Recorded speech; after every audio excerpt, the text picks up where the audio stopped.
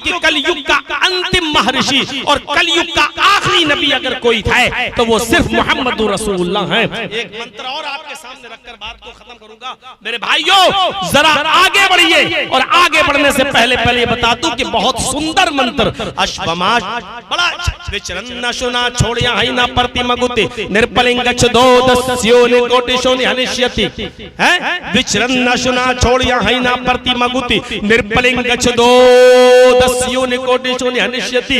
इतना सुंदर होगा अंतिम ऋषि आखिरी नबी, इतना खूबसूरत इतना सुंदर होगा कि उसकी सुंदरता तुम्हारे दिमागों में नहीं आएगी, उसकी खूबसूरती तुम्हारे दिमागों में नहीं आएगी। मेरे भाइयों विचरन्न शुना छोड़िया है ना प्रति मगुति अतुलनीय तेज की किरणें छटक रही होंगी, अर्थात वो इतना सुंदर इतना कांतिवान इतना सुंदर होगा कि उसकी सुंदरता तुम्हारे दिमाग में नहीं आएगी। हकीकत में देखा जाए तो मोहम्मद रसूलुल्लाह इतने सुंदर थे कि उनकी कोई मिसाल सही से पेश नहीं कर सका। किसी ने कहा मोहम्मद रसूलुल्लाह चांद की तरह चमकते थे, किसी ने कहा मोहम्मद रसूलुल्लाह सूरज की तरह चमकते थे, किसी ने कहा मोहम्मद रसूलुल्लाह सल्लल्लाहु अलैहि वसल्लम के जिस्म से खुशबू आया करती थी, किसी ने कुछ कहा। हकीकत तो ये कि जाबिर इब्न समुरा से पूछो जो ढूंढते और तलाश करते शमाइल तिर्मिज़ी की रिवायत अल्लाह के नबी की मस्जिद में पहुंच गए। 14वीं रात का चांद चमक रहा था, उसकी रोशनी मस्जिद नबी में आ रही थी। हजरत जाबिर इब्न समुरा एक बार चांद को देखते और एक बार नबी के चेहरे को देखते और अंदाजा लगाते कि कौन ज्यादा खूबसूरत है। अल्लाह के नबी ने कहा जाबिर एक बार चांद को देखते हो एक बार मेरा चेहरा, आखिर बात क्या है? फरमाया अल्लाह के नबी आज देख रहा हूँ चांद ज्यादा खूबसूरत है या आप ज्यादा खूबसूरत है, मेरा नबी ज्यादा खूबसूरत है। फरमाया अच्छा अगर कोई तुमसे पूछ ले कि चांद ज्यादा खूबसूरत है या तेरा नबी तो तुम क्या जवाब दोगे? जाबिर इब्न समुरा मुस्कुरा कर कहते हैं ऐ अल्लाह के नबी अगर वो मुझसे ये पूछेगा कि बताओ तुम्हारे नबी ज्यादा सुंदर है या चांद ज्यादा खूबसूरत है तो मैं उसको कहूंगा क्या तू अंधा है, तुझे दिखाई नहीं देता? इस चांद को भी हुस्न मिला है तो वो मेरे नबी के चेहरे से मिला है, इस चांद को भी खूबसूरती मिली है तो वो मेरे नबी के चेहरे से मिली है।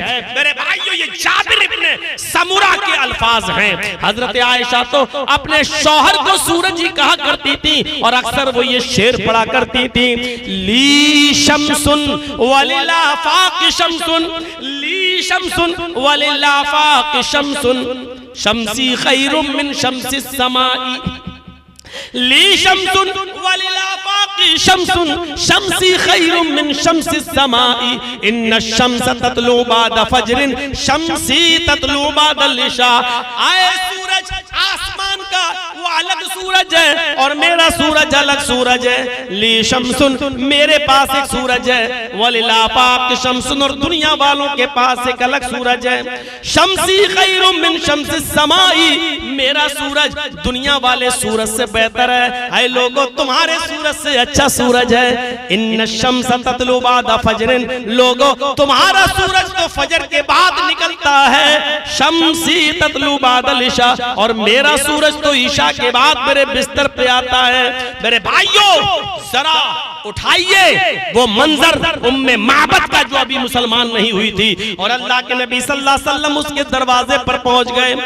दरवाजा खोला, कहने लगे माँ मेरे साथ ये मेरा दोस्त है, भूख लगी हुई है, मैं तेरी चौखट पे आया हूँ, खाने को कुछ हो तो दे दे। कहने लगी बेटे खाने को तो घर में कुछ नहीं है, सामने बकरी थी, फरमाया इस बकरी का दूध ही पिला दे।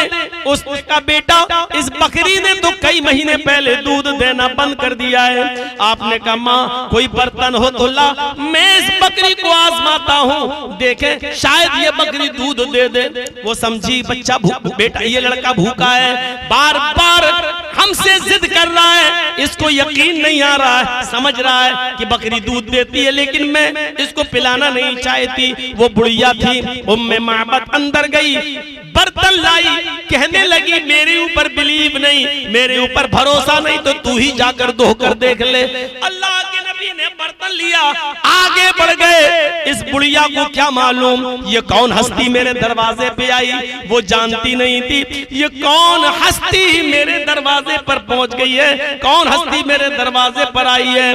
बुढ़िया ने सोचा बर्तन दिया, कहा ले, यकीन नहीं आता तो धो कर देख ले। अल्लाह के नबी आगे बढ़े, उस बुढ़िया ने देखा कि बकरी अपने से खड़ी हो गई। वो बकरी जो कभी उठाए नहीं उठती थी आज अपने से खड़ी हो गई। उस बुढ़िया को नहीं मालूम था ये वो हस्ती है जहां जाती है रब की रहमतें भी इसके साथ जाती हैं। अल्लाह के नबी बैठ गए, बकरी के थन में तू हाथ पानी मारा और बिस्मिल्लाह कहकर दूध दोहना शुरू कर दिया। दूध ऐसे निकला जैसे सावन भादों की बारिश हो रही हो। थोड़ी देर के बाद बर्तन भर गया। आपने अपने दोस्त अबू बकर को दूध पिलाया, फिर आपने खुद दूध पिया और बचा दूध तो बुढ़िया को दे दिया, माँ ये दूध तू पी ले। बुढ़िया ने दूध पिया, तब जाकर खत्म हुआ। आप दरवाजे से निकले, कहने लगी बेटा थोड़ी देर रुक जा, मेरा शौहर अबू माबद शिकार खेलने गया है, अभी ताजा ताजा गोश्त लेकर आएगा, मैं पकाऊंगी तुझे खिलाऊंगी, तू आ रुक तो जा। कहने लगे माँ अभी देर हो रही है, मुझे कुछ काम से जाना है, 2-4 दिन के बाद लौटूंगा तो तेरे घर से होते हुए गुजरूंगा। बुढ़िया ने ज्यादा जिद नहीं की, आगे बढ़ गए। जब पलटे तो कहने लगे माँ आज के बाद ये बकरी जब तक जिंदा रहेगी दूध देती रहेगी। हैं? अभी तो दूध ही नहीं देती थी, तूने हाथ लगाया तो दूध देने लगी और जब तक जिंदा रहेगी दूध देती रहेगी। आप ये कहकर आगे बढ़ गए। मेरे भाइयों थोड़ी देर के बाद अबू माबद गोश्त लेकर आ गए शिकार का। जैसे ही घर में घुसे, घर से उड़ने वाली खुशबू उनके नाक तक गई। उन्होंने गोश्त जमीन पर रखा तो क्या देखते हैं कि बकरी के थन से दूध की बूंदें टपक रही हैं। बकरी के थन से टपकने वाला दूध और घर से उड़ने वाली खुशबू देखकर कहने लगे अभी इस राह से गुजरा है कोई, कह देती है शौकी नक्शे पाकी।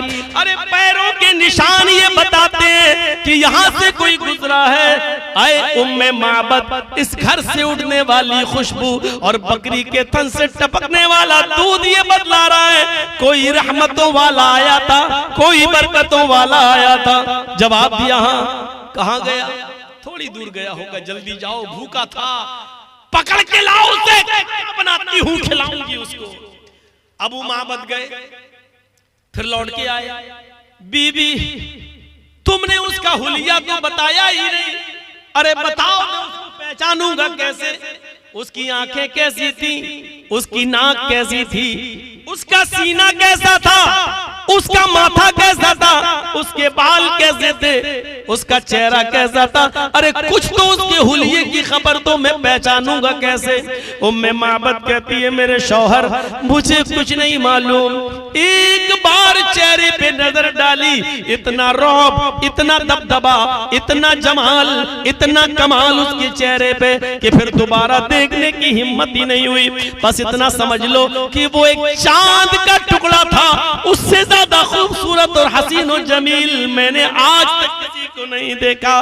जाओ जो तुम्हें सबसे ज्यादा खूबसूरत नजर आए उसी को ले आना। वही इस घर में आया था और वही बरकतों के दरवाजे खुल कर गया है। मेरे प्यारे साथियों खूबसूरती का सही नजरिया उम्मे माबद ने पेश किया। कहा मैं नहीं जानती, मुझसे मत पूछो सीना कैसा था, होंठ कैसे थे, दांत कैसे थे, आंखें कैसी थी, गाल कैसे थे, बाल कैसे थे, मैं नहीं जानती। मैं सिर्फ इतना जानती कि वो सबसे ज्यादा खूबसूरत चांद का एक टुकड़ा था, आया मेरे घर को रोशन करके चला गया।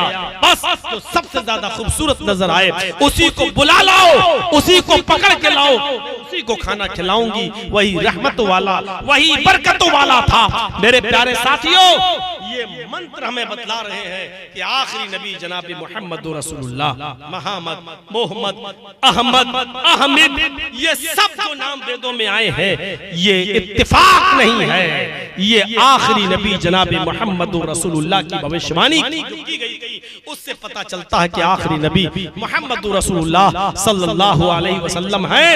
अब सारे लोगों की, विश्व के अंदर, पूरी दुनिया के अंदर तमाम लोगों की जिम्मेदारी है कि वो लास्ट प्रॉफिट के बारे में पढ़े, लास्ट मैसेंजर के बारे में पढ़े, आखिरी नबी के बारे में पढ़े और फिर मोहम्मद रसूलुल्लाह सल्लल्लाहु अलैहि वसल्लम की जिंदगी का मुताला करके आए और दामन इस्लाम में अपनी जगह ले लें और इस साए में आ जाएं, ताकि यही साया उनकी नजात का जरिया बन सके। क्योंकि अल्लाह का दीन एक है, अलग अलग नहीं है। जैसे हवा अल्लाह ने जो चलाई है वो सबके लिए है, पानी जो बरसाता है अल्लाह वो सबके लिए है, ऐसे ही अल्लाह का दीन इस्लाम सबके लिए है। उसका भेजा हुआ आखिरी नबी मोहम्मद रसूलुल्लाह भी सबके नबी हैं।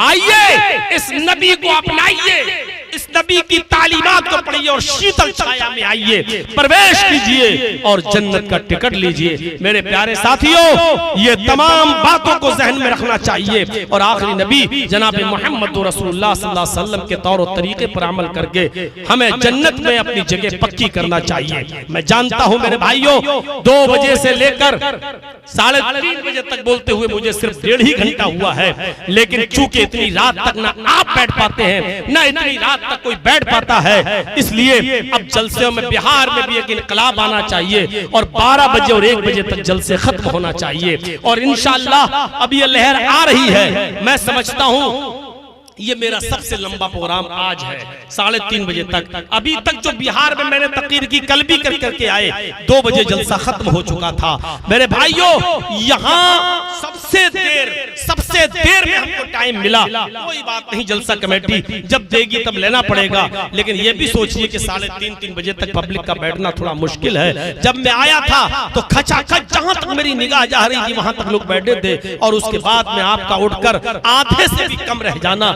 इस बात की अलामत है कि इतनी देर तक बैठना आपके दिल गुर्दे की बात नहीं रही है। लेकिन मेरे भाइयों, जाने से पहले मैं इतना कहता हूं आपसे कि 1.5 घंटे के इस खिताब को खिताब ही समझ लीजिएगा। 15 मिनट में आपके पास रहूंगा, इस स्टेज पे रहूंगा, इस कुर्सी पे रहूंगा और इस मदरसे के लिए मैं आपसे ताबुन मांगूंगा। जिसने जो दिया, जिसके हाथ में, वो अलग बात है। 28 साल से हमारा बिहार में आना और अभी तक आपकी मोहब्बत में कमी का ना होना, ये इस बात की अलामत है कि आप 28 साल के बाद हमें लाइक करते हैं, आज भी हमें पसंद करते हैं, आज भी हमारी मोहब्बत आपके दिलों में बाकी है। तो मेरे भाइयों, जब आप हमसे इतनी मोहब्बत करते हैं तो मेरे कहने पर, मेरे हाथ पर इस मदरसे के लिए जो भी आप ताबुन दे सकते हैं, इंशाअल्लाह वो आपकी निजात का जरिया बनेगा। आज हम इम्तिहान लेंगे आपका कि आप हमसे कितनी मोहब्बत करते हैं और हमारे हाथ में क्या ला कर देते हैं। अल्लाह रब्बुल आलमीन हम जमीअ मुसलमानों को हैं मोहम्मद रसूलुल्लाह सल्लल्लाहु अलैहि वसल्लम की सुन्नत पर चलने वाला बना दे और नबी अकरम को आखिरी रसूल मानकर तमाम लोगों को ईमान लाने की तौफीक अता फरमाए। और अल्लाह जो लोग इस मदरसे का ताबुन फरमाए उनको अजर अजीम अता फरमा। वमा अलैना इल्लल बलागुल मुबीन व आखिरु दावाना अनिल हम्दुलिल्लाहि रब्बिल आलमीन। अस्सलामु अलैकुम व रहमतुल्लाहि व बरकातुहू।